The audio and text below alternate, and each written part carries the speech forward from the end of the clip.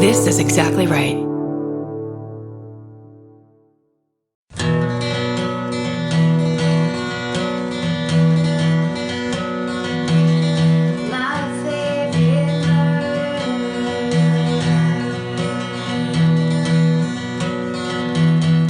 Center yourself?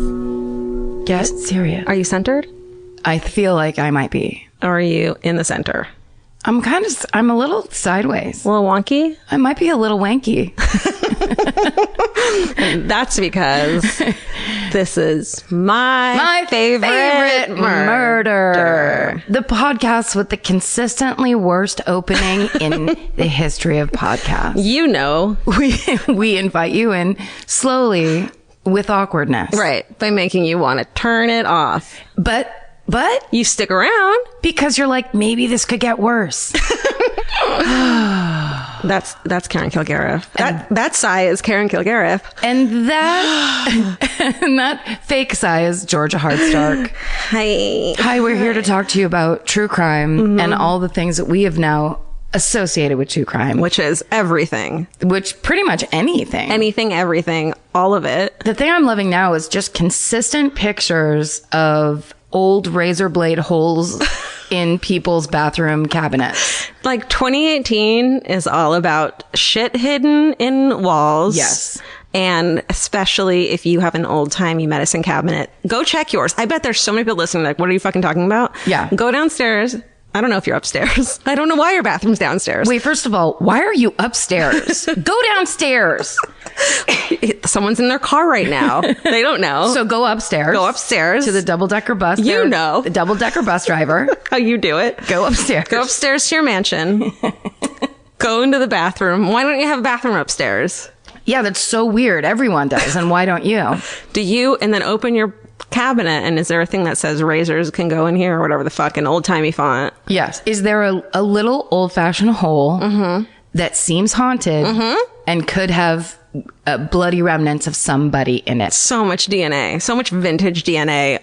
Ooh, that would be fun. And just maybe you stare at it for a couple hours, then you start to pull at it. Then you write a book of short stories about every person who's put a razor into that fucking hole. First it's an old guy, then it's a young guy, then it's a lady who's shaving her legs. Yes. Can we get a woman? This is why is the patriarchy taking over your book of short stories? Never forget, women shave way more than men. So much more. With just all of our bodies. Yeah. Face and legs. All of it.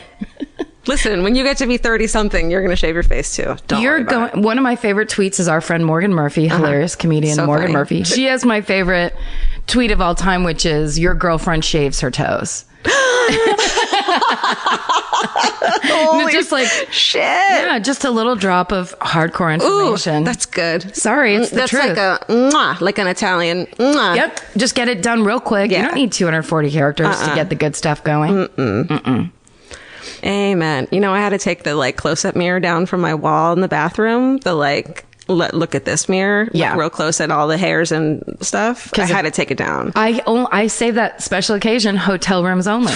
Good call. But then you're like, what is wrong with me? I know. And you look at your face and you're like, why hasn't anyone told me? But when I was growing up, we got those for Christmas one year, my sister and I, when I was like 14 and she was 16. Because your mom was like, girls. It was someone else that gave them to us. Holy shit. And I used to sit at my desk in my room with the lights out and that thing on it, like switching it. You know how it'd be like day, evening, night, whatever. Evening and night are the same.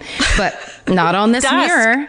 It was like one was green, one was bright, one was like really pinky rosy. What if you're at like a late afternoon to night party? Like that evening is going to come and you're going to need to look your best. You're going to have to, you have to adjust your eyebrow plucking to the light. Or men will never love you and you'll never find a husband. Never find a man. You will not land a man at this garden party unless you pluck your chin correctly. Your Jessica McClintock dress can only get you so far, and that fucking updo, that permed updo.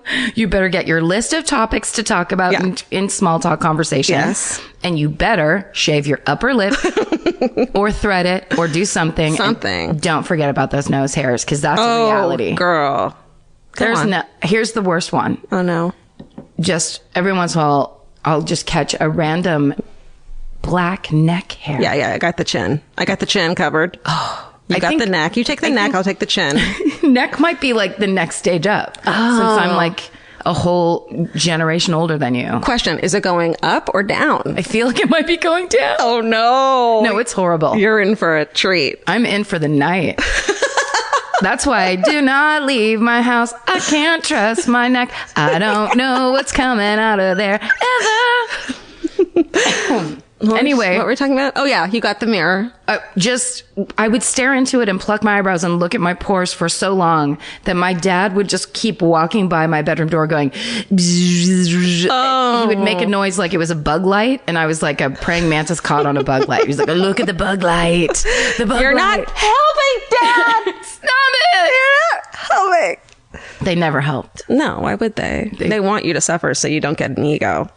Well, it fucking worked. And like reach great heights or whatever. You know why? Because then you're going to fall further. You're welcome, 14-year-old Karen. See? It doesn't hurt as bad when you don't climb as high. When you stumble upwards, it's better than when you climb upwards. That's right. Right? Or soar upwards, Right. God forbid. Ugh, that takes so much effort. That's for the rich. That's for like people who don't have friends or like time for friends. Yeah. Time for pets. Yeah, that's for people who are like, oh, I'm a concert clarinetist. Well, congratulations. Yeah. Go do that then by yourself. I can't have a dog or a cat. I'm never home. I'm working all hours. And it's like, well, then you're living your life wrong. Yeah. You need a pet. Bring it with you.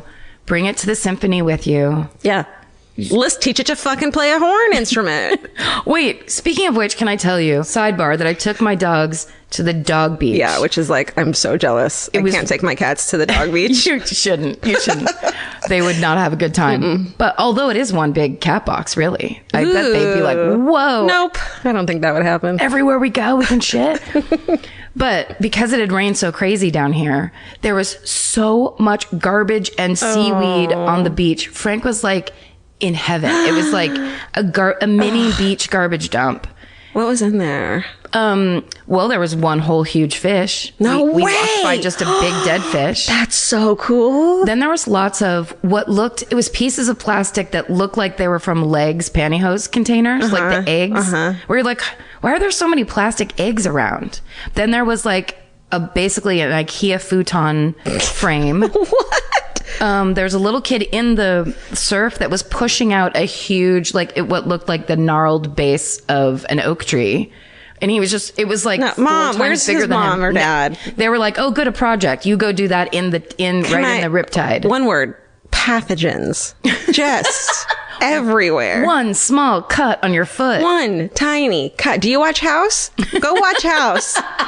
They'll never trace that disease. I know. All those beautiful young doctors on the beach. Oh my God. And there was like oil. It was really dirty. And I took my shoes off and then I was like, no, Karen. I didn't think about it until like 45 minutes in. And I was like, oh, there's no way I'm not going to have some crazy mystery rash. This podcast is going to change to my favorite staph infection. Like tonight, get your fucking feet off my couch. Everything's covered. I keep everything in surgical booties until I'm cleared. 2 weeks Please cleared. Do. This is what happens when you leave the house. But what would your favorite staph infection be? Oh, God. Because there's a lot. There's so many good ones. I really do love foreign bodies. Foreign bodies? I don't know. I like a good jump on a rusty nail. Ooh. I did that once in 6th grade. I don't like that. It was intense, but I think I did it because I was at a slumber party that I didn't want to be at. It was very intensely Christian. I was like, I've got to get out of here. And the next thing I knew, I was like jumping in a field and I landed on a rusty nail. I was like, well, Bye. looks like I got to call my mom. Unless we can break into your parents' liquor cabinet and just pour some alcohol on this or wherever. I think I need to be driven away from here. Whatever the medical procedure is, it's not going to take place on this. It's not praying over my foot. No, it's not going to be with your weird Christian records. Got to go. Love the Lord. See you at school. But I can't handle this. I'm watching a show on Netflix that you might be watching that everyone loves called The End of the Fucking World. No. Have you heard of it? No. Oh, it's so good. What is it? Okay. It's like if you took Harold and Maude. Yes. Anti-Wes Anderson. Anti? Like...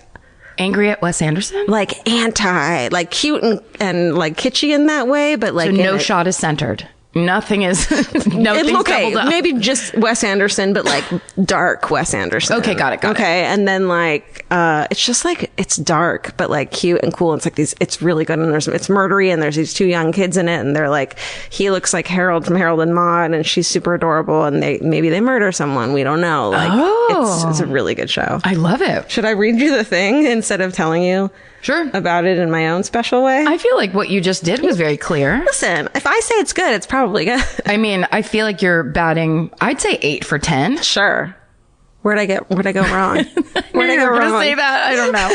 I couldn't give you 10 out of 10. I just couldn't. Well, that's fair enough. Because I want you to climb. I want things to be hard. I want you to earn it. If you compliment someone without a little bit of a negativity in it, they're just going to not try anymore. That's right. They're going to get a big head. And, you know, that's the worst thing that can happen. Right. Then they're going to show up at a fucking garden party with hairs coming out of everywhere. Oh, look at me. I'm so pretty. I have a beard. Yeah. No, this is wrong. What's happening? You're never going to find a husband. You and your Jessica McClintock dress. You won't be loved. We'll grow old together. Oh, sure. You can wear that dress all you want. But the floral's not going to land you a man. It's not the florals. No, it's the clear chin. It's a smooth chin and a feminine chin. So shut up. Shut it. Georgia, what are we doing? I don't know. What do you have to talk about? Okay. Anything? Yeah, I do. 2 weeks ago, the last in-person upstairs, what do we call this podcast when it's us? Not live. I talked about the Beast of Jersey, somebody said, so I was making conversation with somebody and they were like, what was your last show about? They had never listened to the podcast. They were just trying to be polite. And I went into a synopsis of what the Beast of Jersey was all about. And as I was saying it, I was like, stop talking now. You were like, oh, they were being polite. They don't want to know about the fucking leather mask this person wore, plastic, weird, rapey, that they raped out of at anyone. They raped everyone they could get by themselves. Which is why I think people listen to this podcast, and why you and I are doing it is that we realize we can't talk to anyone about it. That's exactly right. We all have to meet here if we want to have these are not dinner conversations. No, these are your friend's new girlfriend. Okay. This is like the podcast of I don't get the face of someone who isn't interested when I tell them about this. Isn't it cool? And then, but usually they kill inside their own race, and they didn't kill inside their own race anymore. And he did this. That's amazing. Nobody wants to know about that. That's in real life. People are like, anyhow, jeez. Did you hear about the bomb? Right. So anyway, But as some of you know, I did talk about the kind of cows because the islands we were talking about were Jersey and Guernsey. And so then I began to hold forth like a cow expert. Because, you are. Because I am a C+ cow expert. That's how much I got it right. Dude. And I'm very angry and ashamed because I grew up amidst cows. I had to smell their shit every day. It was all hay and cows and alfalfa and nonstop dairy. So the fact that I got this wrong is both shaming and then also I'm not sure why I keep. I mean, proximity doesn't equal fucking knowledge. Very true. Here we go. Are you ready? Always. This is from Gail. Okay, Gail. She gets right into it. You're absolutely right about the Jersey and Guernsey cattle breeds coming from the islands in the English Channel, but a little not right about. Aw, that's so nice. A little not right. You're just a little not right, which is so accurate. About what those cows look like. Jerseys are the smaller brown ones, and their babies look like little deer. Little babies. They are the cutest. Oh my God. Even the groans are cute. Guernseys are brown and white cows, and they aren't as common. The black and white cows are Holsteins. That's what I was talking about. Okay. Both Jerseys and Guernseys are known for their rich and flavorful milk that is high in protein and butterfat, although the milk that you buy from the store has been standardized in its nutrient composition by removing fat and then adding it back in. The government. So the fat content, fuck the government. So the fat content is most important for making other dairy products besides milk. Jerseys are particularly popular because even though they are small and don't make as much milk as larger cows, they are much more efficient at making milk. Think of them as the Priuses of dairy cattle. And I will from now on. I'm a professor of dairy and animal science. Oh my God!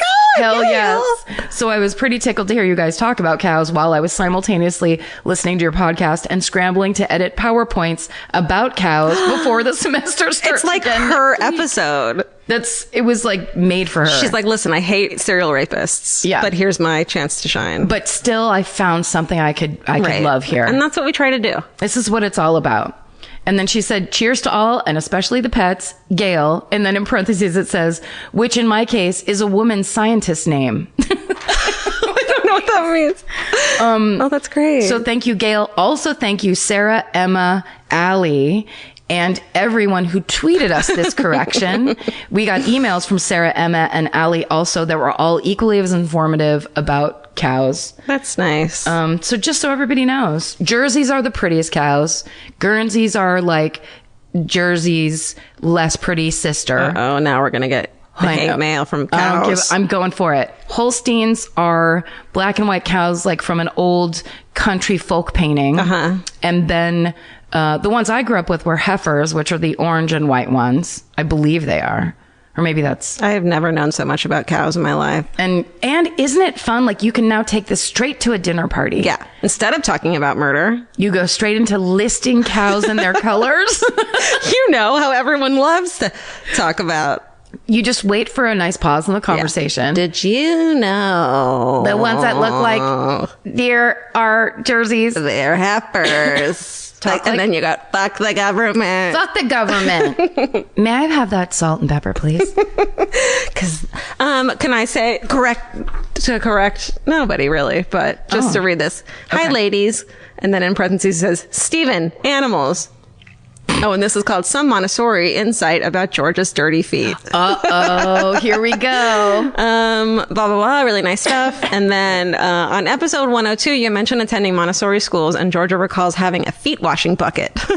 As a Montessori teacher, I was cackling in my car. This dirty feet scenario is totally not a fever dream. The goal of Montessori schools is to teach independence, life skills, and appreciation of nature. You were lucky enough to get to go outside and explore and learn, allowing those feet to get nasty. Bless your teacher for allowing the children to wash their feet. Water, so fun. We only have a hand washing station. I'm not nice enough to let my little ones take their shoes off outside. Anyways, thanks for all you do. Stay sexy, wash those feet, don't get murdered, Jamie. Well, Jamie, though... I bet that's smart because you don't want a child staph infection. Just don't step on a fucking rusty nail. Do not. They'll jump on it just to get out of school. Oh, definitely. Lazy. Anyhow. Oh, I guess this last one, this is just a fun email. Yeah. That Stephen pulled for us. Look and listen, David Fincher. Yeah. Is the subject line.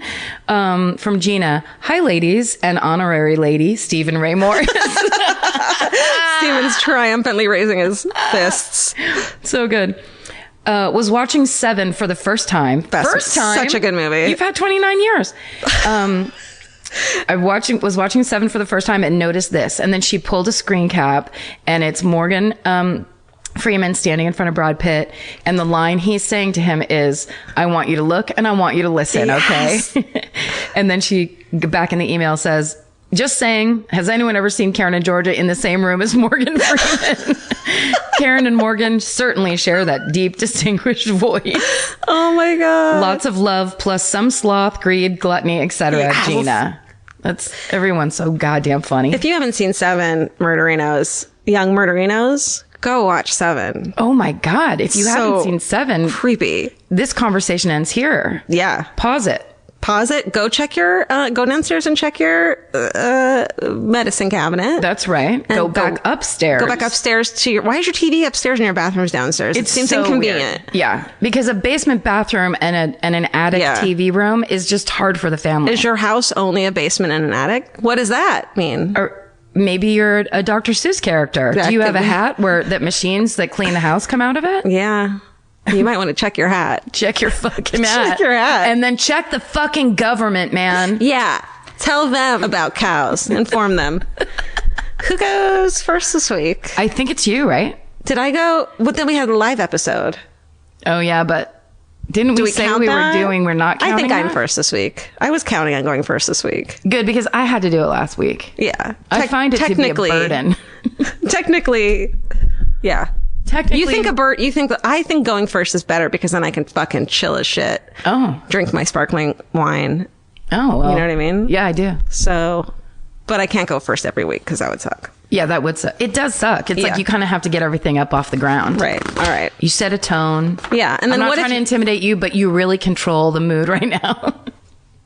Just kidding. Fuck. Oh no. Well, the thing too is, what if this is your murder? What if my murder is your murder and I go get it first? Then you don't have to go. I can't wait. Then I just sit back and go like, yes, girl, tell it.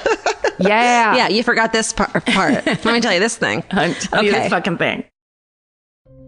With America's #1 meal kit, HelloFresh, you'll get easy, seasonal recipes and pre-measured ingredients delivered right to your door. All you have to do is cook and enjoy. HelloFresh makes cooking delicious meals at home a reality.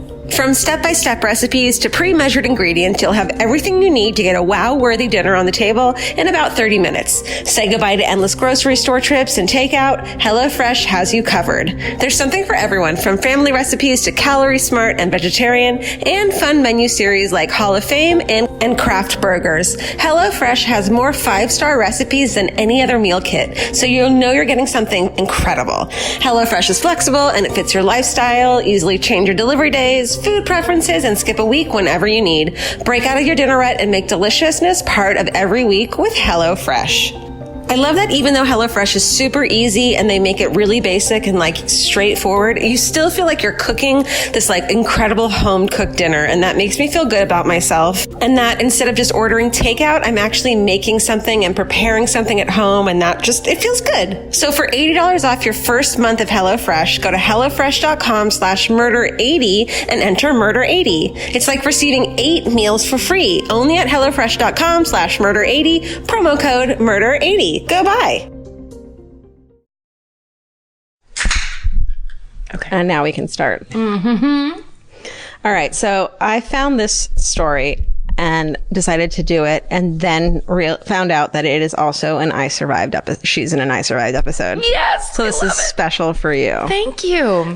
So I watched the I Survived episode. It was great, but also I got a lot, like most of my information from an article in the Willamette Week by Beth Slavic from 2016. So cool. Thank you, Beth. Good job. Yay. We're proud of you. Okay, so this is the story of Susan Kuhnhausen. Okay. Any bells yet? No. I feel like I'm like reading to the master. Can I just do a quick brag? Yeah. My sister said last weekend, I think it was, she was like, there's an I Survived on that's amazing right now. You need to watch it. A woman who escaped a serial killer. And I wrote back, does she have red hair and a green sweater? I've seen it already. And my sister goes, ooh, that was creepy. Because I know, I honestly have seen them all 5 times. I've seen maybe 2. Okay. You're the queen of this. So I felt a little, but I think that this is, Do you mind if I will listen to you? And guess the whole time? Yeah, I'll ring in when I think I know. That's what this podcast is. Yeah, girl. This podcast isn't be quiet while I tell you about the story. This podcast Could you please be quiet? Interrupt the shit out of me with incorrect guesses. This is the one time I've been interrupting you for 2 years straight. Yeah. But this is the one time you were like, could you please be quiet? This isn't an I Survived. This is actually really...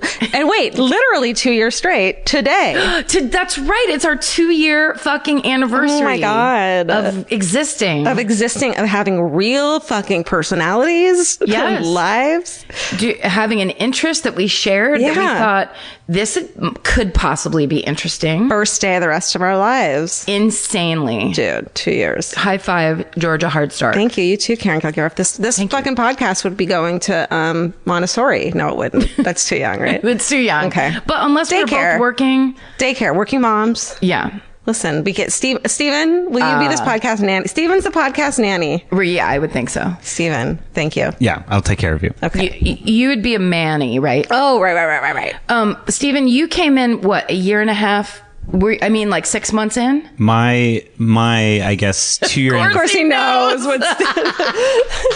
Yeah, there's a heart in his calendar. Oh yeah, it's like a little like in my locker. It's like cutouts. My 2-year anniversary is in May. Okay. Yeah. Well, we're gonna say right now that we'll get you something for your 2-year anniversary, and then we won't.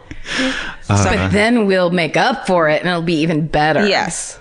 That's exactly all I could hope for. That's all you've ever wanted. That's how we do, right? Yeah, exactly. You know how we do. I love it. Yeah. Okay. All right. Susan Kuhnhausen. Okay, here we go.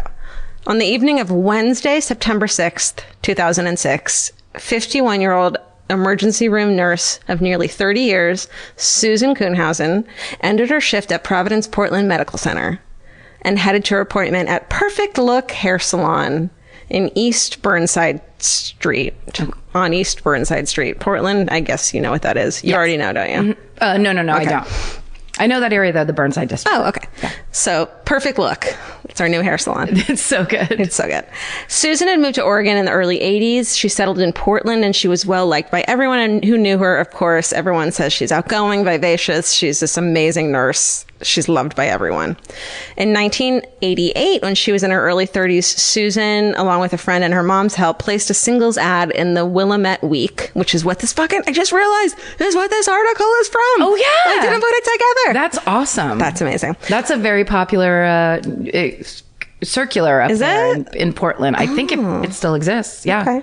Okay. Looking for, and so she placed a singles ad, which is how you used to find love. It's like before. Could you imagine? No. It's just like, it's all like letters and numbers and like I'm a Taurus, S, F, L. Looking for D. I think my mom put one of those in like Irvine Weekly or whatever in the 80s. Did she catch any good fish? I'm sure she didn't.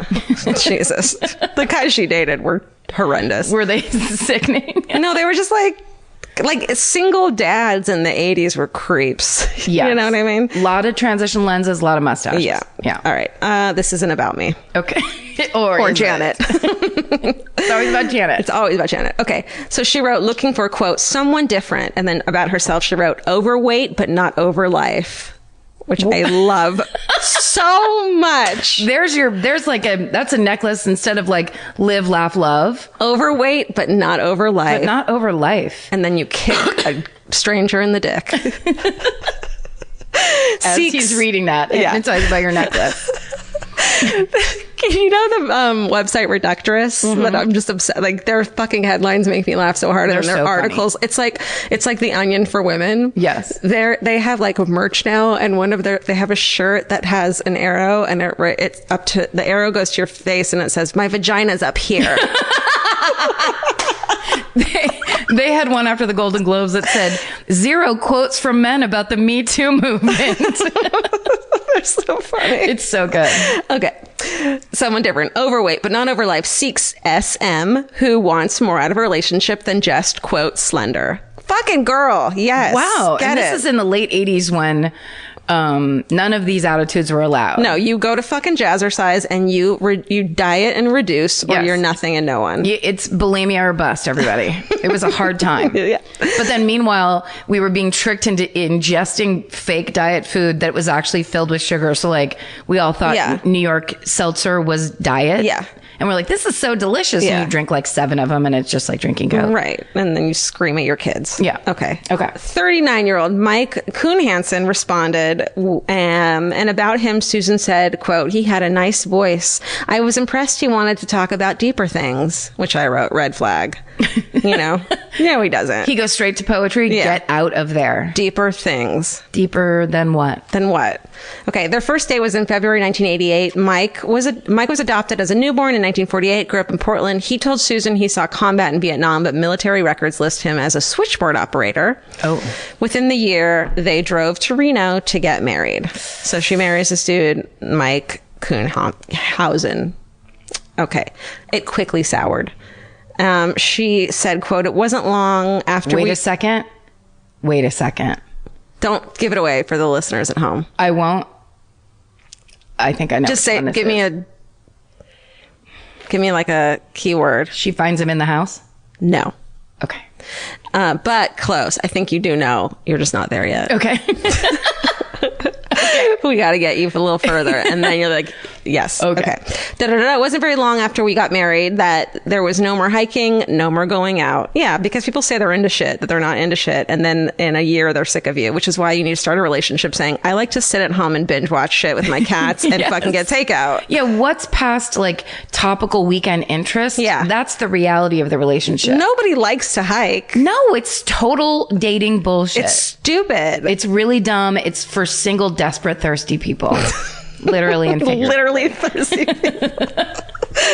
Okay. Married. Within a few years of the wedding, Mike got a new job as a janitorial supervisor for Oregon Entertainment, the parent company of Fantasy Adult Video. Oh. So basically, he started working for an adult video company as the janitor, which has to be like a bummer job. Yeah. Like, you don't come home from that fucking kicking your heels and hugging your wife. Even if it's all paper products and like guys and ties, there is still a level of light scum, I would say, On everything. that was his job just to mop off. Totally. Literally and figuratively. Yeah. Okay.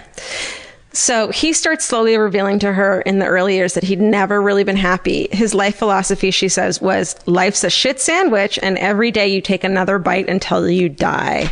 Fucking thanks, Garfield. Jesus Christ.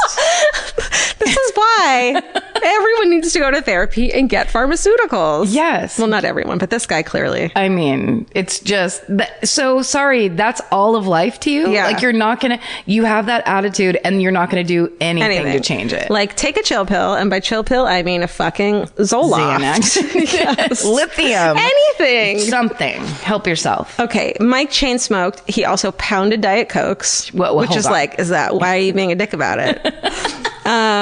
He was very controlling. He would hound Susan about her plans when she went out. He kept track of her spending and complained about all her purchases, which is like, shut up. I need to go to Perfect Look every 2 weeks, And or get you're my going to tell me shit. I look like shit. Yes, exactly. Also, if she is an emergency room nurse, Yeah. she's pulling down. That is a union wage. She's doing very well. Yeah, your fantasy adult fucking video store is not the same wage. Probably not. So yeah, the spending discussion. Anyway, go Let's talk about marriage.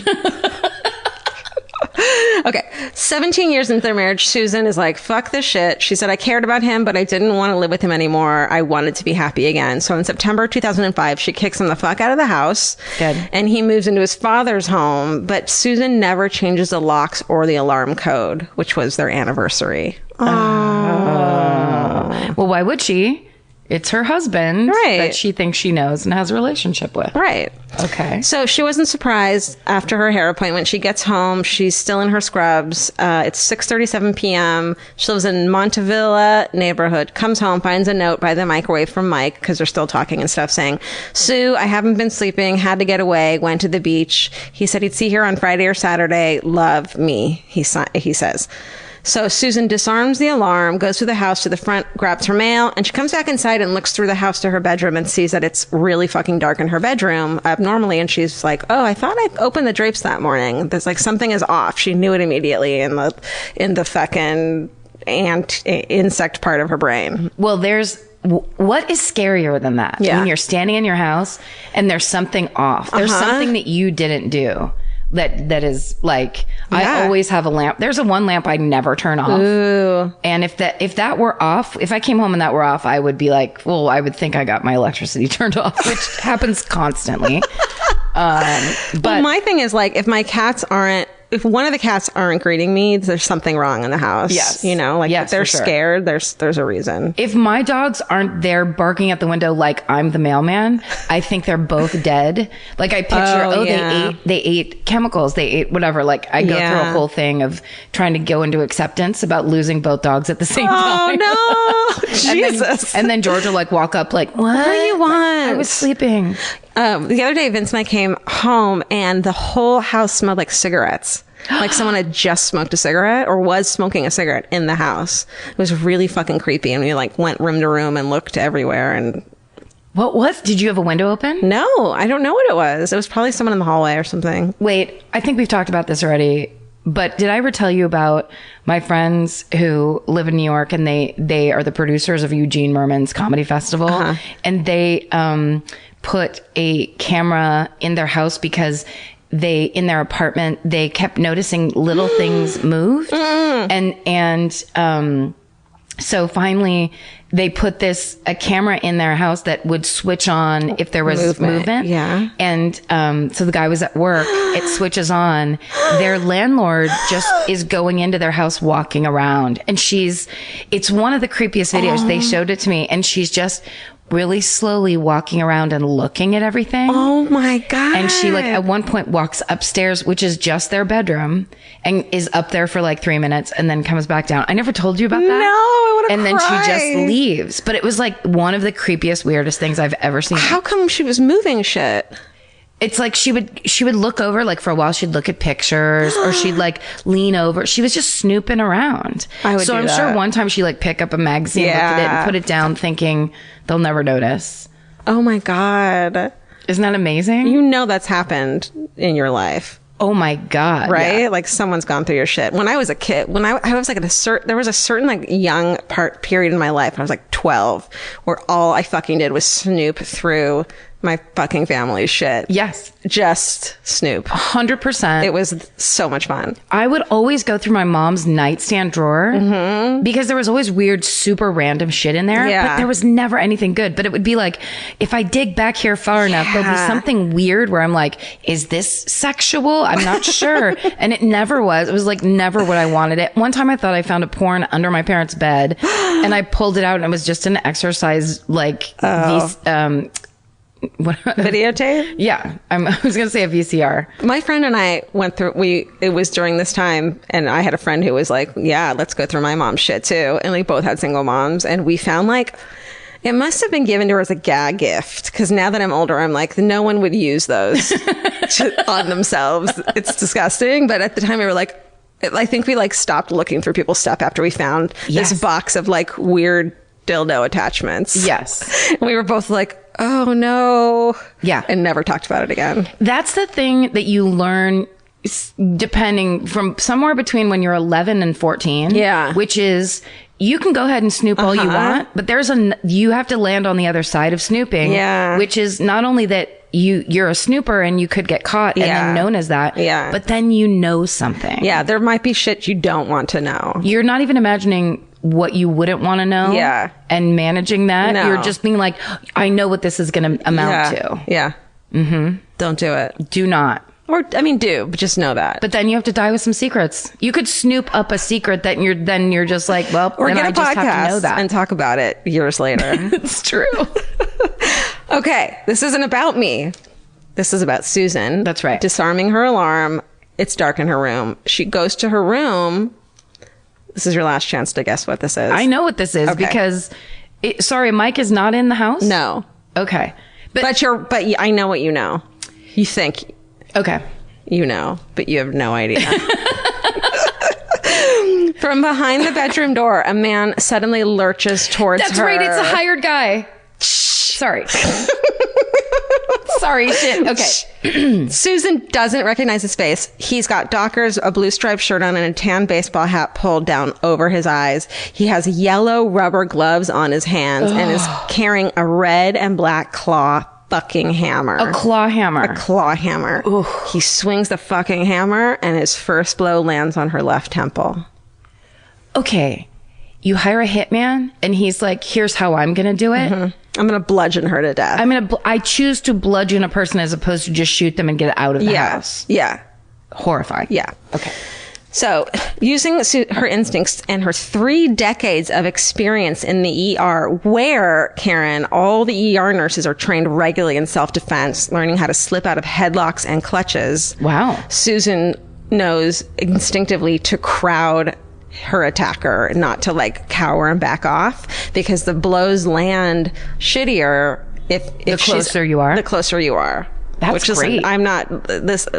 Don't legally. I am not telling you to do anything when you get attacked, etc. Yeah. And that would have less force. The swings of the hammer if she's super close to him. Yeah. She fucking screams at him. Who are you? What do you want? She's fucking yelling at him. But he doesn't answer. Susan's only 5'4", so she's 5 inches shorter than the man, and she has 2 bad knees from repeated injuries and her excessive weight, as she fucking clearly stated in her singles ad. She outweighed him because he was super skinny. So she says she slams her body up against his, attempts to push him over, but he doesn't fall. Instead, he pushes Susan against the bedroom wall, then says the only phrase that he's going to say that night, secretly between you and me, the last fucking thing he'll ever say. Oh, you're strong. You're strong. And she says that the phrase sends surges of adrenaline through her because she said, quote, with hearing this phrase, she says, he's here to kill me. She realized at that moment, I don't know why, I don't know who he is, but his intent was clear. And those are his last fucking words ever. Oh. Susan pushes him again and says, who sent you? She wrestles the hammer from him and she fucking swings the claw 3 or 4 times into his skull. Fuck. She got the fucking hammer. Yes. He grabs it back. And so Susan grabs his throat and says, who sent you here? Squeezing his fucking throat. His face turns red and purple, and then he goes blue. Susan freaks out at that moment and lets go and tries to fucking run. He catches her though as she's running from the bedroom. They're in this narrow hallway together. He spins her around and punches her, splitting her lip. Punches her again, and she falls to the floor. And when she looks up, he's standing over her with the hammer. And at that moment, she thinks, I'm going to die today. Why'd she let go when his face was blue? I mean, people don't want to kill people.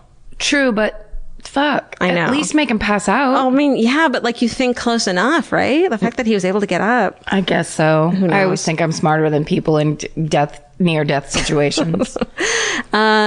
So she knows she needs to get the hammer from him. So she pulls him to the floor with her.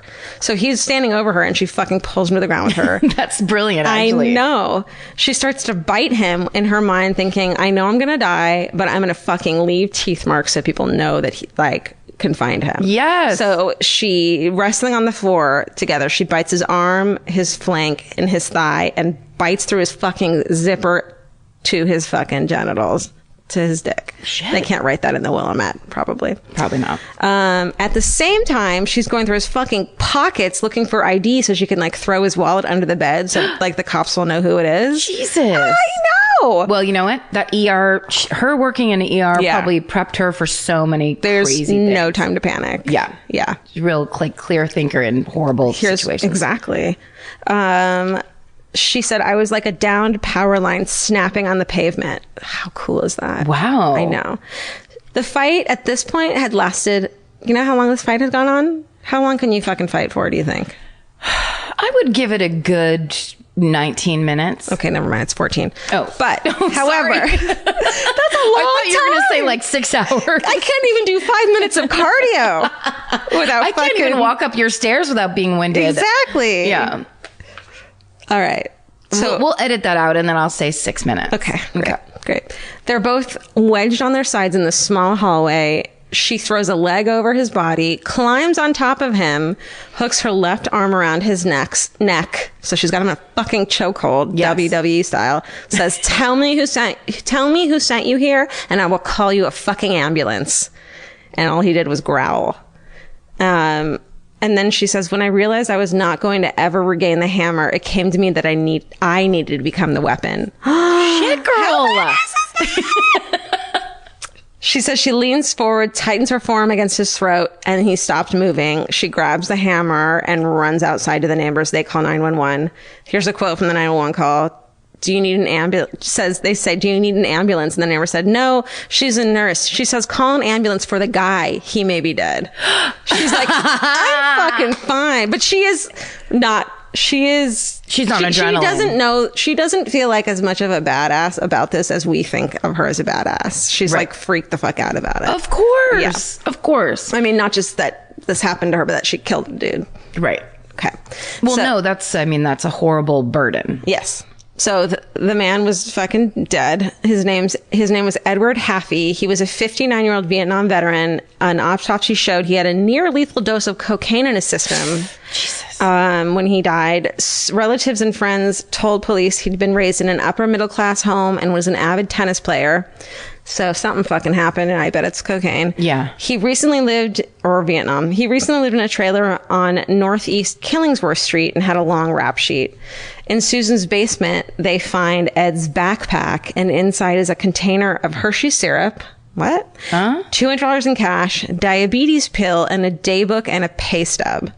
So court records show that 15 years earlier, on February 28th, 1991, this guy, Edward Haffey, arranged the murder of his ex-girlfriend, 39-year-old Georgia Lee Dutton. Weird that my name is Georgia and my sister's nickname is Lee. Yes. Not really. A little bit. A little bit. A touch of weird. Let's go a little. Her decomposed body was later found along the Umpqua River.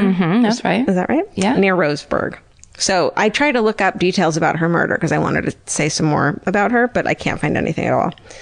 So he had pled guilty to conspiracy to commit aggravated murder in 1994 and spent the next 9 years in the Eastern Oregon Correctional Institution, and he had been released in November of 2003 for murder. Oh, God. Okay. Oh, my God. After he got out, he moved to Portland, and in July 2004 was hired by none other than our fucking friend Mike Kuhnhausen. The worst last name of all time. To clean floors at Fantasy Adult Video. Oh. So they were workmates. So, which is where the pay stub in his backpack was from. Oh, okay. Okay. And there's also a daybook that had an entry that said, call Mike for September 4th, 2006, along with Mike's new cell phone number. So, like, not a good murderer. No one's covering anything. Not a good hitman. No. And he got killed instead of... Well, I mean, the claw hammer is the indicator. This is not a hitman. This is a lunatic. Yeah, definitely. So on September 8th, Mike left a suicide note at his father's house saying, all I ever wanted was to be loved. And every time I had it, I fucked it up. No, dude. You're a piece of shit. Don't feel fucking sorry for yourself. Yeah, this is not the time for if you've arranged the murder of your ex-wife. Right. It's not the time to talk about how hard things are for you. Right, and how bad it is that you fuck things up. So then he takes off. 10 a.m. on September 13th, a deputy finds Mike in the parking garage of a Kaiser. Mike says he's checking himself in. It's a Kaiser? Good luck. They won't have. They'll have you there for 10 minutes max. Well, to a psychiatric hold. Oh, sorry. Whatever. Talking shit. I didn't realize Kaiser had any psychiatric services available. Well, let's go try it. I will. Right now. I will. So police put him in involuntary psychiatric hold. Then they put him under arrest for conspiracy to commit murder. Obviously, he had a motive. He had lost his job weeks earlier. He had no place to live. Susan had named her brother as a beneficiary on her life insurance policy, which is so smart because she was like, I'm divorced. Like, she must have had some fucking, you know. And Mike knew that, but Susan and Mike had paid off that house, and it was worth about $300,000, and it would be all his if Susan died. So Mike claims he has nothing to do with it, but there's no signs of forced entry at Susan's home, and the security record showed someone had disabled the alarm while Susan was at work. Mm-hmm. Mike later said he had just dropped the note off, but they were like, you let this fucking killer inside. And he was like, no, I didn't. Oh, the note was like his cover of like, that proves that I was there, but it wasn't my thing. I was there and I disabled the alarm, but it was so I could leave this note. And they're like, yeah, but clearly you just fucking let this guy in at the same time. Yeah, and also if they're getting a divorce or divorced, why would she give a shit if he's going somewhere? Like, right. Tell me when you get back that you went somewhere. Right. No, it's very stupid. Yeah. So blah, blah, blah. All these other little things happen and we know it's him. The promise was a $50,000 payday for the dude who killed her, who got killed. On August 30th, 2007, Mike pleads guilty to soliciting? Maybe. Susan's murder. Okay.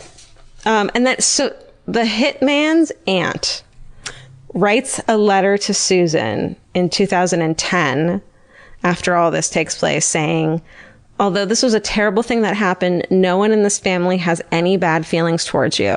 You did what you were forced to do, and in doing so, you spared many from the same trauma you experienced. That's right. Oh my God, that's incredible. I know. So Susan filed for divorce the day after Mike's arrest.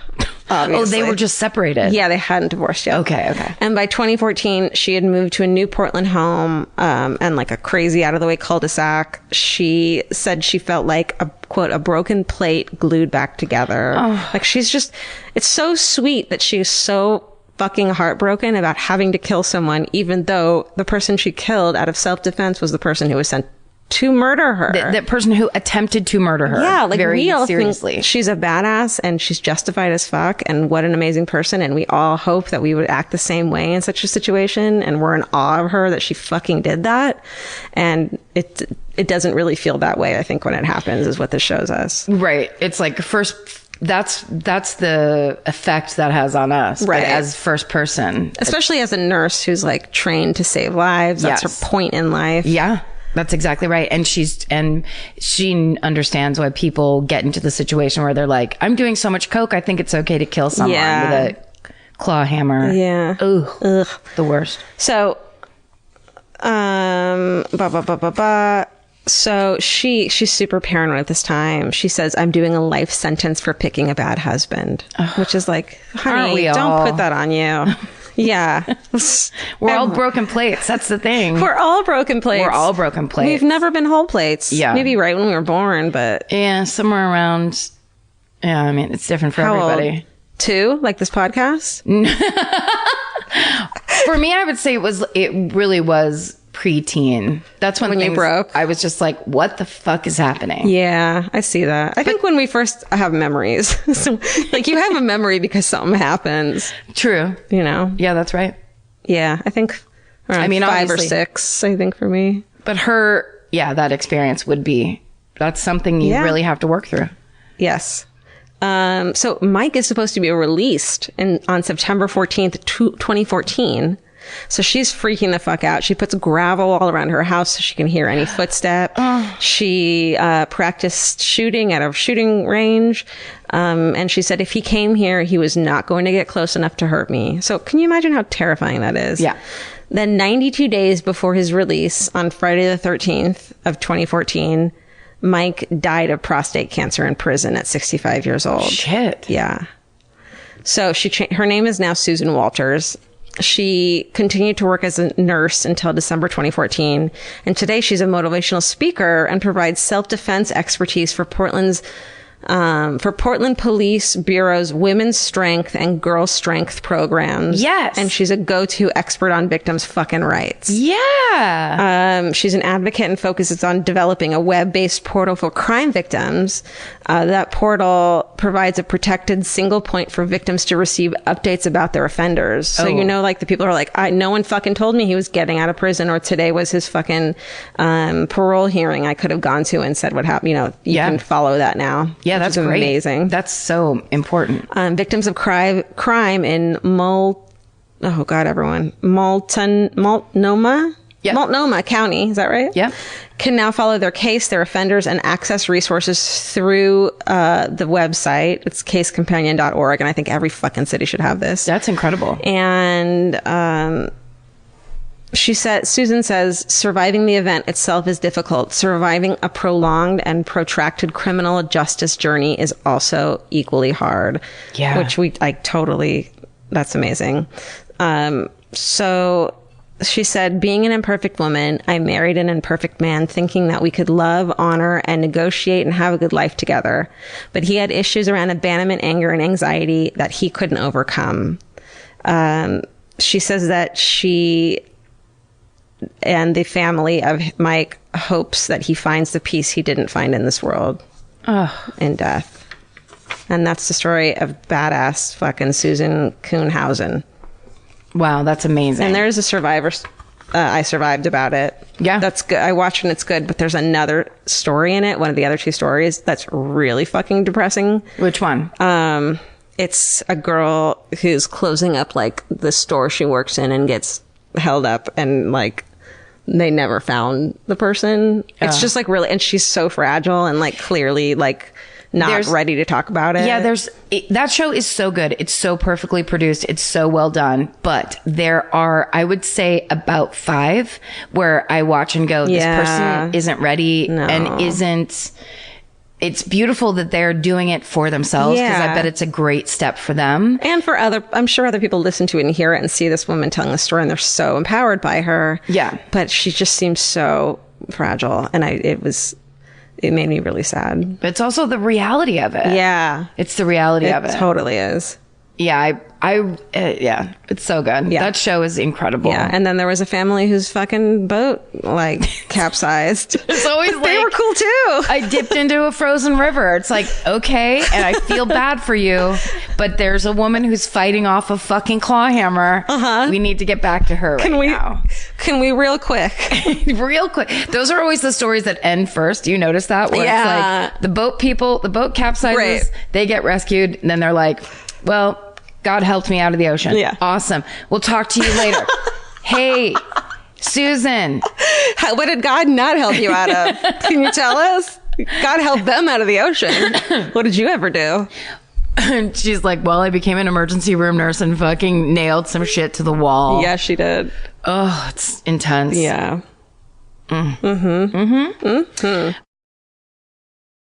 All right. Well, I went a little culty with mine for this week. Good. I think because somebody recommended on Twitter, and I'm sorry I didn't write your name down, because I get very defensive when people recommend British procedurals to me, as you know. Yeah. Because I'm always like, how dare you come to me with a Wallander recommendation? We've talked about this a lot. But Let's still talk like about it. it more. What? Let's talk about it more. Let's really do a deep dive. This is about you. But somebody recommended a show called Silent Witness, and it is basically it's like a Law and Order in England, where there are on iTunes, it's season 1 through 4, and then season 17 through 29. It's been on for a really long time. It's a procedural, and it's basically about the coroner and the medical examiner. Ooh. And who's the silent witness? The coroner? The coroner medical examiner, or maybe the dead body. Dead body. I'm gonna need answers. Anyway, it's a cat. There's a cat that lives in the coroner's office. It's the coroner's cat, like a bodega cat, but in the where it just is up on a shelf. Can I just say there's an Instagram called Bodega Cats of Instagram? Yeah, and it's made me never want to eat at a bodega again, because just the photos. I mean, they're adorable, but cats' assholes on everything in a bodega, any fucking bag of Gardetto's fucking chips you get, a bodega cat's asshole. Just do a quick Clorox wipe rinse on the outside of that bag. I can never lick a bag of Gardetto's again. That's how you pick what flavor you want. Yeah. Is you lick the outside. They taste like what they're supposed to taste like, right? I gotta say, that's right. The outside tastes like the inside. Just like people. I love fucking New York City bodegas so much. As a country girl who we always lived 5 miles away from anything good. Yeah. When I lived in New York, the idea that I could walk down the stairs from my apartment and literally 40 feet to the corner and go in and get a bag of Tates. They always have Tates. They always have Haribo gummy bears. Weird brand of ice cream sandwiches. Yeah. And the word bodega sounds so cool. It sounds very much like, hi, I'm an art student. Yeah. I sometimes freebase Coke, but I also just love to come and get an Italian sub sandwich. Oh my God. Okay. So anyway, I went because I had watched, I think, 4 seasons of Silent Witness, and there were it's very dramatically produced, and there's a lot of her just standing over a dead body being like, the victim is in rigor, where you're like, okay, this is very real. It's because it's boring. It's a touch boring. I don't get it. They're not afraid to go boring in England. Because that's what it's really like. Because it's real. There's one where it was about a bunch of people who died on a boat. And then every time, so they were just sitting there waiting at the harbor, waiting for the dead bodies to get transported in from the ocean. And then every time there would just be this terrible horn that would sound. And I was like, I bet this is what really happens. This is awful. This is when I turn it off. Exactly. Because you're like, I don't want to experience this. Maybe it will happen to me someday. So how about I don't go through it now? Right. I don't want to hear, oh, God, in my fucking show that I'm watching. Why do they keep driving dead bodies up in these jalopies? It's not funny. I don't appreciate it. Okay, so anyway, I had a lot of that. So then I was like, well, let's take a nice left turn and go into a little cult area. Great. And I thought about the one that I've always been obsessed with, which is the Order of the Solar Temple. Oh my God. So this was the one where on October 4th, 1994, and this was on, so remember back, 94. Remember it. It was on all the news. I don't remember this. Okay, get ready. Because you might, I encourage you to yell out when you remember. I'm going to. Okay. You don't have to encourage me. Okay. So October 4th, 1994, it's a place called Morin. I'm assuming it's pronounced Morin Heights. It's a ski resort near Montreal. And authorities are called to the scene of a burning condominium. And when they get inside, put the fire out, they find 2 charred dead bodies. So they look up who owns the condominium, and on the mortgage papers. I put owners stuff. Oh, the signage area. Yeah. The owners are 2 men, Joseph DeMombro and Luc Jouret. So they assumed these 2 charred bodies are the owners. But then, as the investigators make their way through the burned condominium apartment, they find 3 more bodies in the back of the house, stacked in a closet. And those bodies are identified as a man named Tony Dutoit or Dutoit and his wife Nikki and their 3-month-old son Christopher Emmanuel. Are they burned too? Or they're burned, but then once the investigators start looking into it, they realize that the front 2 bodies and the back bodies are all covered in blood. So before they burned, they were covered in blood. Oh my God. So then they're like, something actually happened here. Well, then on Tony's body, he was stabbed over 50 times in the back. Holy shit. Nikki was stabbed in the chest and upper body area 6 or 7 times. Oh my God. This is the worst part. No. The baby was stabbed in the heart with a wooden stake. So they're like, what the fuck kind of occult shit is going on here? I have never heard this before. It's shitty. Tell me everything. Okay. So then they realized that one of the 2 bodies that they found originally up in the front of the house, one of them was a woman. Okay. So they're like, I don't think this is the owners. Something insane happened here. So that they put out arrest warrants for the owners because the police discover that all 5 of these people were members of the Order of the Solar Temple, which was a very secretive sect founded by the 2 men on the owner's papers, Joseph DeMombro and Luc Jouret. Then the police find out that Tony and his wife Nikki had recently left the cult after speaking out against these leaders. And so that's when the cops are like, okay, we got to arrest these guys. But they're nowhere to be found. The next day, or it's the same, let's see, it's October 5th in the Swiss village of Siry is how it's pronounced. There's a farmhouse that's on fire. And when the firemen in this Swiss village go there and put it out, they find the owner inside. He's slumped over the kitchen table, and there's a plastic bag over his head. So they think, oh no, he's an elderly farmer and he's committed suicide. Then they find a gunshot wound in the back of his head. And they're like, uh-oh. So then as they inspect the house, they start finding incendiary devices all over the house. And then they start looking in the outbuildings on the property. So there's more buildings aside from the farmhouse. They start to investigate these buildings. They also have these incendiary devices in them.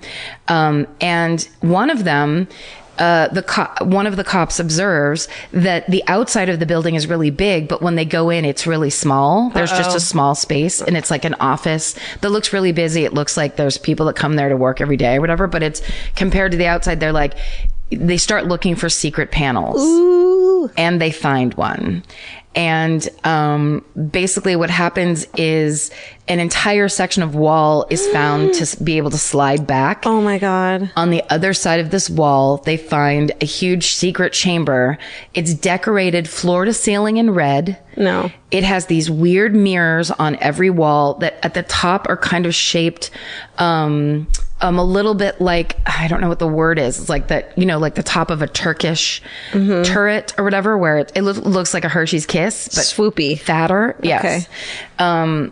Anyway, it's all like ritualized. There's weird, these weird stands, like lecterns that are gold that are in there. And there's, and then so basically it's all obviously used for some kind of religious rite. Some straight up culty bullshit. There's champagne bottles on the ground. Okay. And in the middle of the floor, arranged, in a like star formation, feet in the center, head to the outside, are 18 corpses. Shut the 18? 18.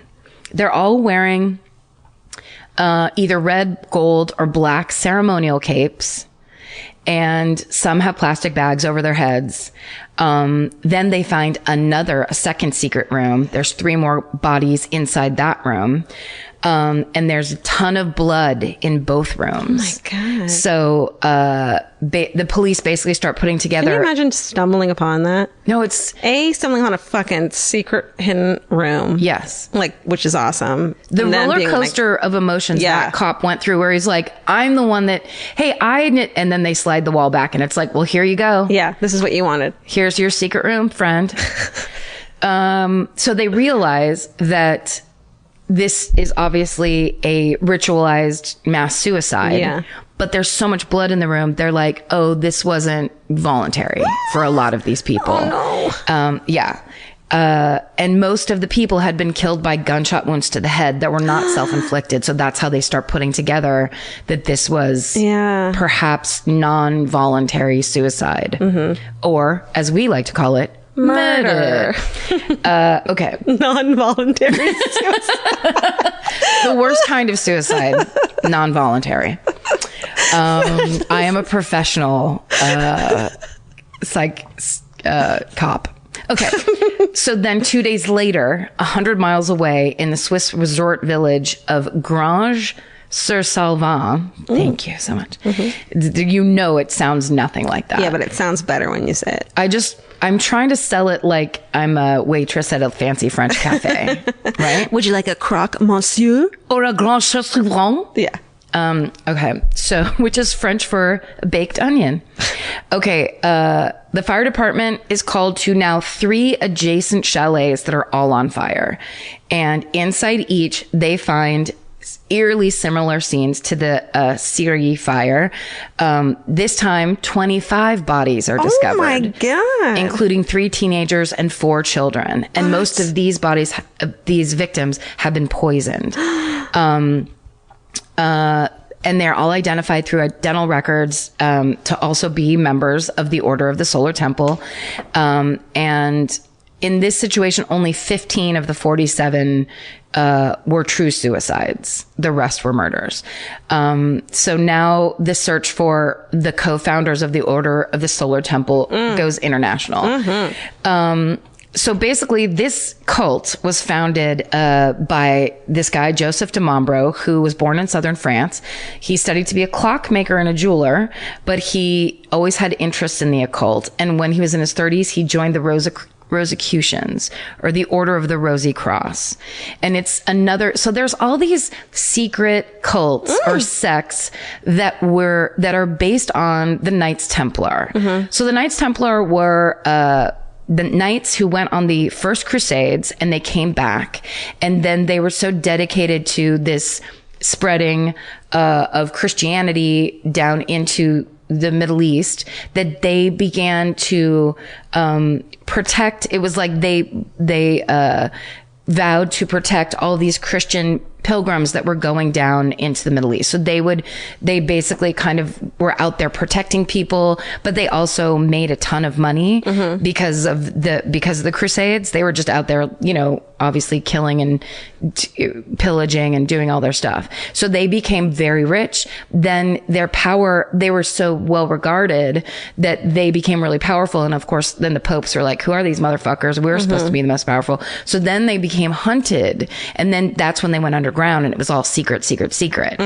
So that's what all these people, and that's kind of like the Dan Brown books and stuff, where it's all the Knights Templar this and the Knights Templar that. If the guy or gal who does animate my podcast would animate that part of you telling me, explaining to me the Crusades. Because I would guess that. right now, Yeah. and hopefully there's a history professor listening. Oh, yeah. I think I probably got that 57% right. Okay. I think I would have passed a test, but not well. Right. A D+.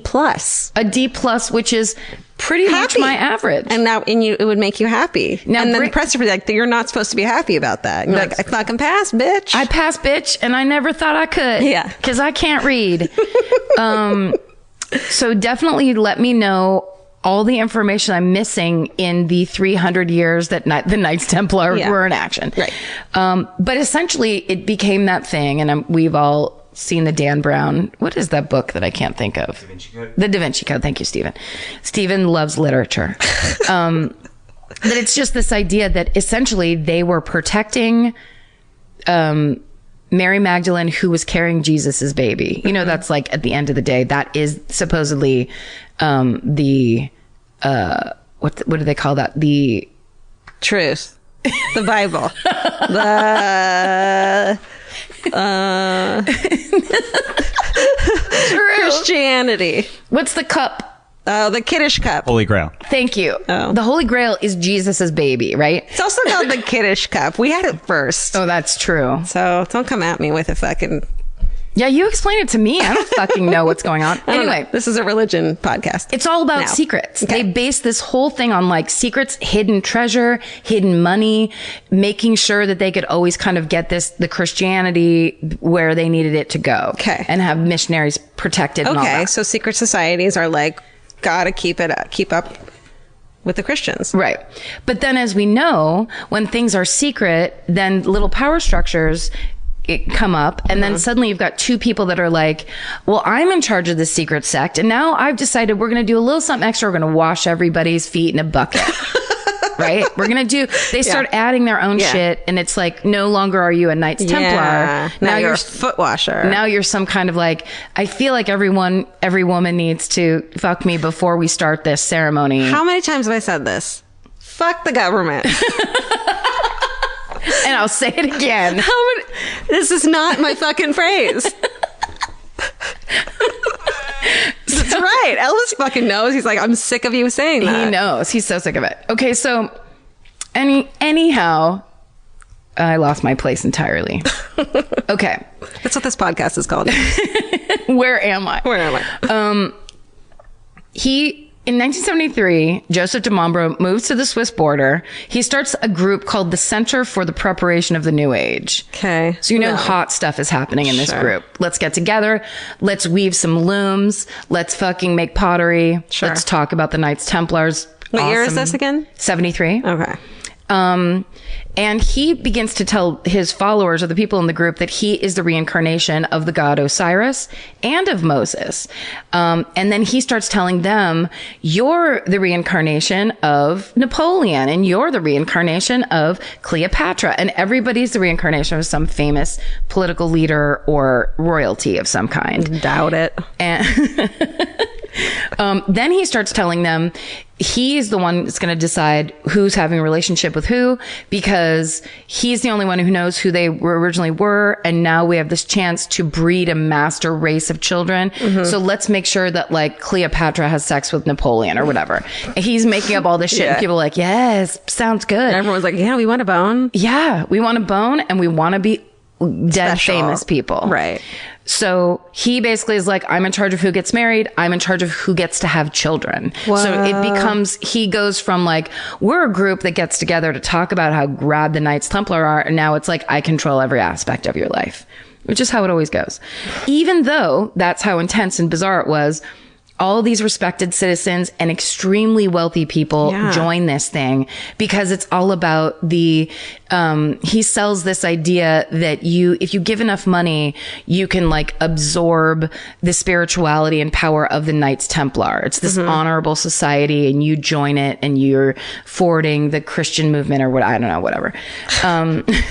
So because rich people get bored is really what that means. They get bored, and we all want guarantees, right? Yeah. So it's like, I'm going to give this guy who claims to be, he also claimed to be the reincarnation of a 14th century Knight Templar, whatever. And then the other guy, Luc Jouret, he claimed to be the third incarnation of Jesus Christ. He went straight to the top. Oh man. Yeah. So basically, people are getting into it. And at that time, he changed the name. Joseph de Montbro in 1978 changes the name to the Foundation of the Golden Way. He takes a core group of the followers and is like, we're super into this. Let's go start the Foundation of the Golden Way. And in that group, that's when Luc Jouret shows up. Luc Jouret was born in the Belgian Congo. He studied to be an actual doctor. Then he decides he's not into like traditional medicines, and he wants to be an alternative healer. So then he starts getting really into holistic medicine and really into new age shit. And he becomes like a star on the new age circuit. He's the one that like in the late 70s is out there telling everybody, here's how you tap into your inner, the god Osiris, or whatever the fuck it is. When you stop worrying about gas, you don't have to worry about gas prices and fucking having a job and money. Right. Because you're wealthy. Yeah, don't worry about any of the things that everybody else in Jimmy Carter's America are freaking out about. Right. Don't worry about it. Yeah, because you have enough money, so come join a cult. Come secret sect with us. Yeah.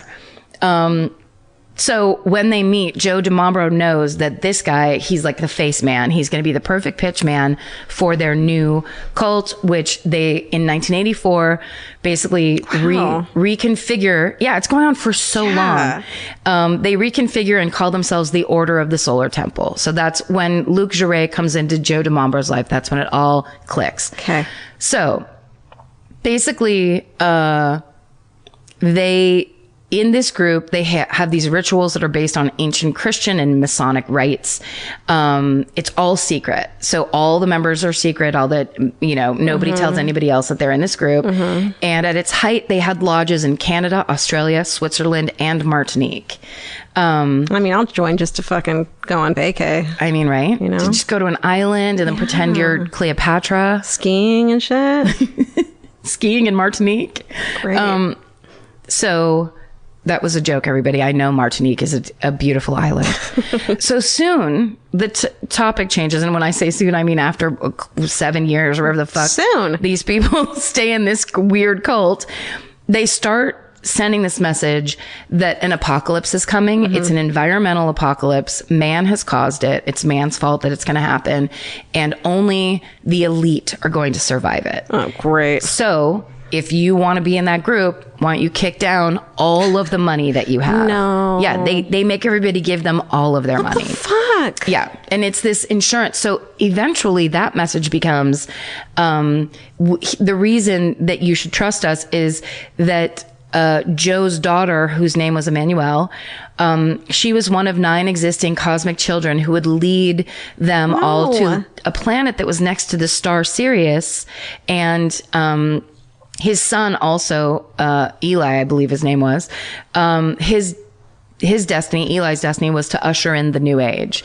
So luckily, the leader of this cult's 2 children were the key pieces to like get them to. So basically, the Earth was going to end for environmental reasons, and then they were going to travel via a path of fire to a planet that's next to the star Sirius. Everyone's like, it's crazy, and I want to be like, how the fuck? But like, there's the podcast Heaven's Gate that's like super good. That so like good. My sad retelling of the Heaven's Gate story last week before the podcast came out. By the way, I didn't know about it yet. It was good. They like focus on a couple actual cult members and explain how it happened, and you kind of get it a little more. But it's just so bananas and bonkers. I think it comes down to that feeling of like when life feels really plain all the time, and then you get introduced to an idea of you're special, and there's more than this, and you're correct. Everyone else is going along with their everyday life, and They're all lemmings. You're special. Yeah. I see how special you are. Come in, do my ritual. Yeah. Let me shoot you in the back of the head. I have knowledge. Yeah. And that I will impart onto you. Yes. Listen, I'm starting a cult right now. Yeah, I mean, I'm believing Are you this. in here? Are you the god Osiris? I have Elvis sitting on my lap staring at me. She is petting a cat in a kind of evil cult-like way. Yep. Okay, I so just uncross his eyes. it's a miracle. Yeah. She's real. Yeah.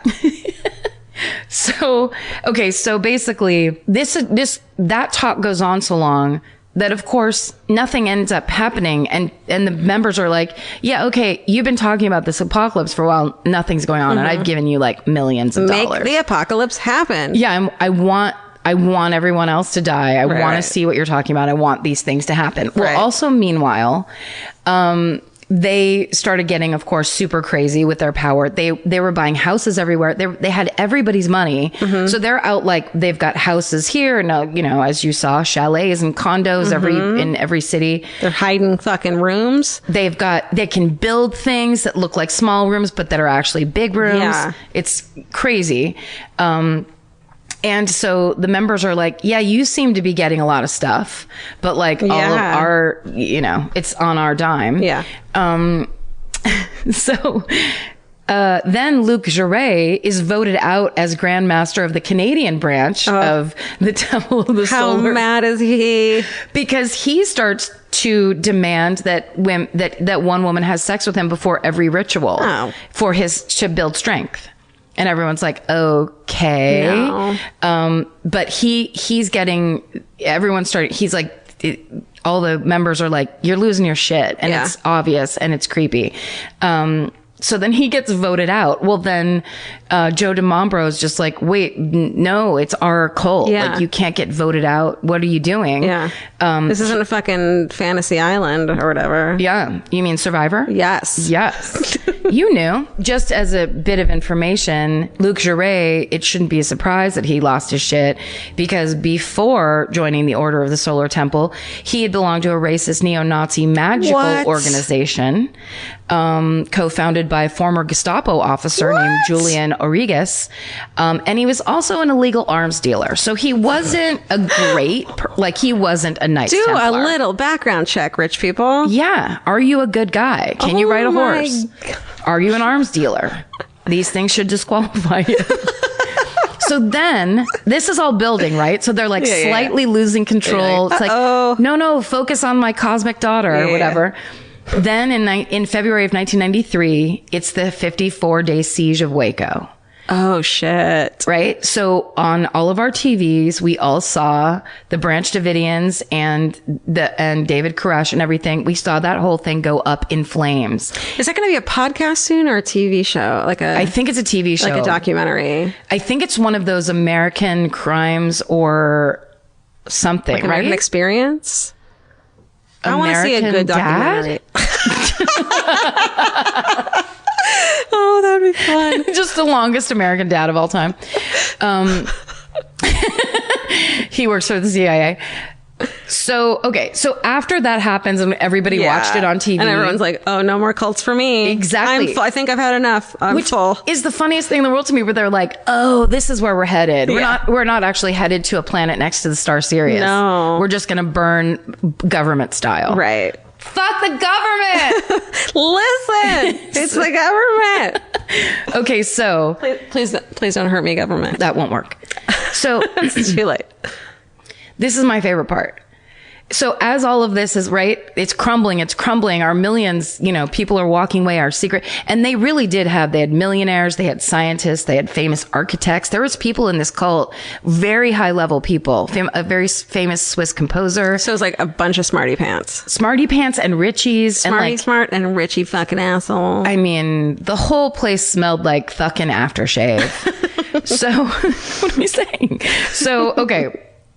Then they discover that, so our friend Tony Dutoit, I don't remember how I pronounced it, the man who was found stabbed 50 times in the apartment in Canada. With his wife and baby. And his wife and baby. Okay. So it turns out he was a longtime member of the Order of the Solar Temple, and he discovered, so they would have these rites and rituals. And when Joe DiMambro did them, he could make things fly.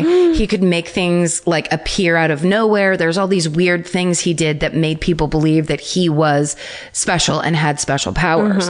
Well, it turns out Tony Dutoit discovers that he was using lasers and holograms. No. And he was back in 90. I'm impressed by that in 94. Yeah.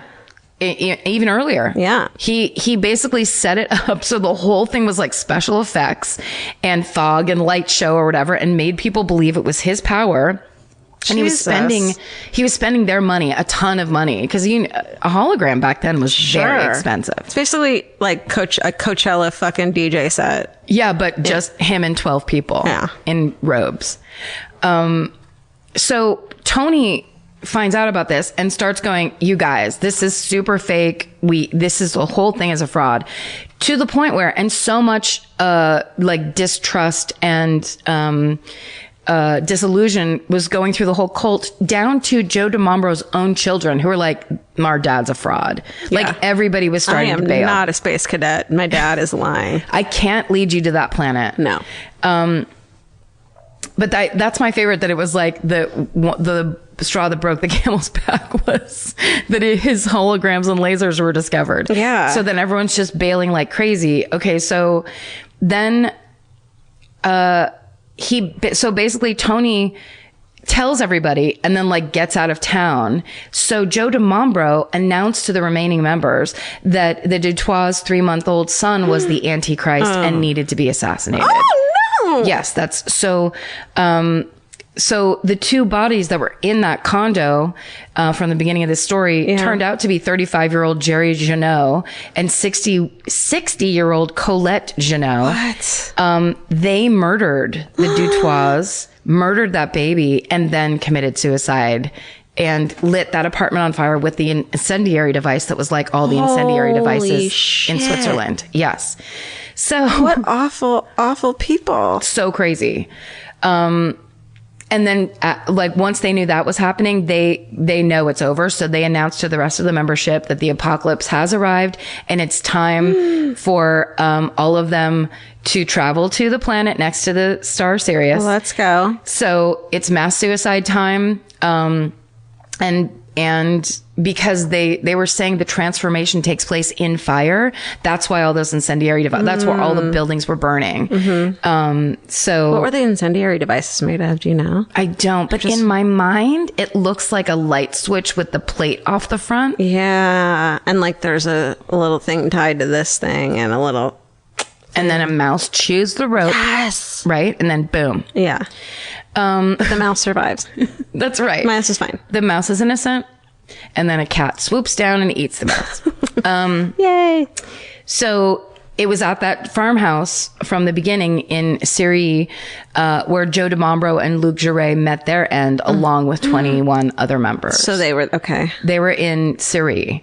So that was basically the reason that it's so amazing to me is because I remember very distinctly when I saw it on the news, they were so vague, and it's still, you can barely get any good information about. Never heard of this. What was really happening. But I remember seeing it on the news and being like, I want to know more. Yeah. And all you ever heard was, so then again in 1995 in Grenoble, they find 16 bodies out in the forest. What? And in an area they called Hell's Entrance or Hell's Hole or something, which is super creepy. And the creep that you can see a picture online, it's a forest. There's police tape. It looks like it's from like a helicopter. There's police tape. And then it just looks like there's a weird orange light. It's super creepy. I have never, I fucking Google weird murders, weird deaths, weird, what the fuck, all the time. And I've never heard of this. Fold some Knights Templar in there, fold in cult. Okay. Fold in. Well, so in that forest, there were 16 bodies. Okay. And this is a year later. Then 2 years after that in Quebec, in March of 97, 5 people are found dead. And at the last minute, 3 children who were supposed to also die convinced their parents, who ended up dead, convinced their parents that they wanted to live, and their parents let them go. So 3 kids escaped. I want to interview them. Right? Why? They're still killing themselves, even though It's over? Yes. 2 years later. Like, by who? Like, why? So crazy. Or 3 years later. So the total number of deaths in the Order of the Solar Temple is 74. Jesus. And their members included scientists, architects, policemen, and children. What? And the group had between 400 and 600 members. It's estimated to have made in its prime $93 million. Shit. And in the Grenoble scene where in 1995, where they found 16 bodies, the wife of famous champion skier Jean Varnet, who was the inventor of the awesome 80s sunglasses, his wife Edith and their youngest son Patrick were among the 16 victims. So they couldn't have been richer. Those people, they had Varnet in the 80s. Was like, you couldn't be richer. Are they the ones with the swoopy thing here? The weird thing here? And No, Varnets were like the kind of the original ski sunglasses. So they were mirrored and they were like kind of plasticky. Yeah, every douche fucking skier Yep. instructor has this. Rich guys. We went skiing the first time we went to Tahoe when I was 8. They made us take ski lessons. And my sister had a pair of Varnets on. And I, instead of listening to the ski instructor, just kept staring at myself in the mirrored reflection of my sister's sunglasses. So I didn't listen to how to stop or what to do. And so basically we went down one run and I was like, I need to take these off. I'm leaving. Yeah. Like, I'm not doing this. I don't know what's going on. And then we just played in the snow all day. Exactly. Here's a more interesting one. Okay. Channel 4, the British TV station, they made a documentary alleging that Grace Kelly, the Princess of Monaco, was also initiated into the Order of the Solar Temple just months before her car accident that took her life. Yeah, she was in a car accident. Some say she was not in that car. Some say the body was never found. But her estate denies any association with the Order of the Solar Temple, but the filmmakers who made this documentary for Channel 4 talked to the acupuncturist who worked on Princess Grace before her initiation ceremony. And because apparently they did acupuncture to relax people so that they weren't like freaked out, I guess. And that woman attested to the fact that it was Princess Grace, but didn't want to give her name or information because she's scared, because she says that the Order of the Solar Temple is still in effect today, still has members, and she's scared of those members coming to retaliate against her. Like they're hiding out in plain sight. Steven! And so the very last thing is when Princess Grace's car crashed in Monaco, her car landed in the yard of a member of the Order of the Solar Temple. The end. Karen. Yeah. That was good. That was a good one, right? That was a really good one. Shit, dude. I know. I want to know everything. I want to know what these people talked about. There's photos. Are there pictures? Yes. There's pictures of and it's all the faces are blacked out. There's black bars across the eyes of like an actual ritual. But then there's the empty room where they found the bodies. The ones I saw, it was just the room without the bodies lying in it. But then you can also see there's like graphs of how they laid out the bodies in star formation. I want that. Yes. Yeah. And I think the people that killed themselves last in 1997 in Canada were laid out in a crucifix formation. So the people who unintentional suicide, those people, did they ever figure out if they like were just like kill me, or they were like held hostage, or because like I could see people like, I don't want to kill myself, but just shoot me in the back of the head. Yeah, I think what they were saying is the theory is that it wasn't. They were like, I don't want to do this. It was like. They went there for other reasons. Some of them think they were drugged or poisoned, but then they fought them because there was so much blood that it wasn't just like putting people down in an orderly fashion. Yeah. There was like, it was a real bloody crime scene. So they think that's what led them to believe it was the against your will suicide. That's crazy. It's fucking nuts. Man alive. Secret cults. Secret cults. Where is the treasure hidden? Ooh, there's treasure? Treasure. Oh yeah, the Knights Templar. They supposedly, that's like Nick Cage style. They supposedly have. Oh, is that what that is? Yeah, because they went and pillaged everything down in like the Holy Land. They stole all the shit. They stole the shit from the fucking Jewish people. What's up? That's right. That's right. Chosen ones. So it's your birthright to go and find those gold doubloons and take them back. Let's do it. I would love to. Let's go on an adventure. Okay. Okay. Goodbye. Bye. That was amazing. Thank you. Thank you for that.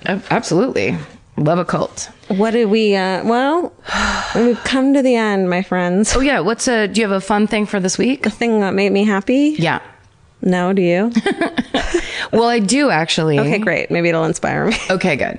But this is it's a repeat of one I've done before, but it's in kind of an update, and it's very exciting because my favorite band and now many other people's favorite band, Sure Sure, finally came out with an album. It's self-titled. It says Sure Sure. You can get it on Spotify. You can get it on iTunes. And it is so goddamn good. It's all the like single releases that they had before. And then a bunch of new songs I've never heard before that are so beautiful. And it's just great. I just got it and I love it. So, well, if we're going to do, this will be the music, perfect thing.